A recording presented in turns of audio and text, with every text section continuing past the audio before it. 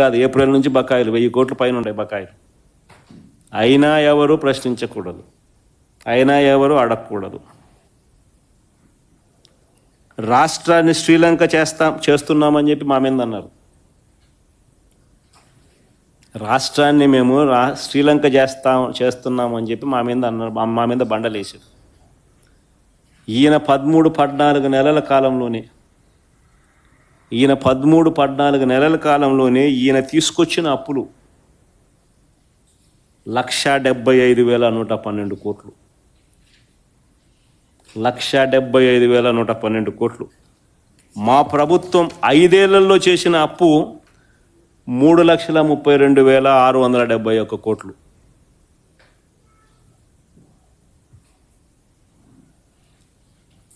ఐదేళ్లలో మా ప్రభుత్వం చేసిన అప్పు 3,32,671 కోట్లు అయితే,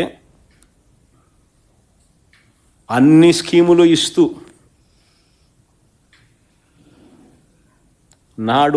నాడు నేడు లాంటి గొప్ప డెవలప్మెంట్ కార్యక్రమాలను చేస్తూ, స్కూళ్ళు కానీ హాస్పిటళ్ళు కానీ రూపురేఖలు మారుస్తూ, కొత్తగా 3 పోర్టులు గవర్నమెంట్ రంగంలో కడుతూ,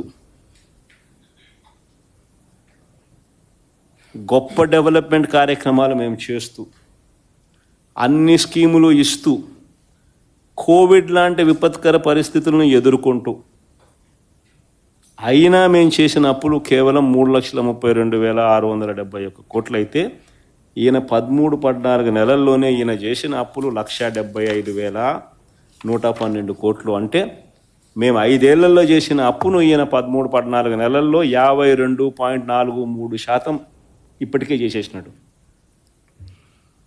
మేము 5 ఏళ్లలో చేసిన అప్పులో 52.43% ఆయన ఇప్పుడే చేసేసినాడు ఈ 13-14 నెలలకే. నేను అడుగుతా ఉన్నా, ఈ డబ్బంతా ఎవరి జోబీ లేకపోయింది?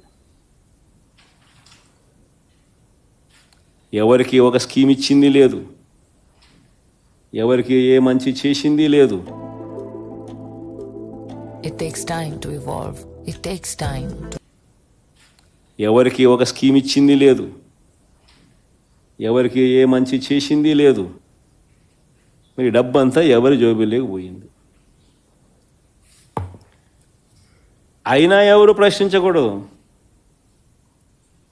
ఈ మాదిరిగా ఉన్నా కూడా ఎవరు అడగకూడదు. అడిగితే సుమా తప్పుడు కేసులు. షాక్ కొట్టేలా ఏకంగా పెంచిన కరెంటు ఛార్జీలు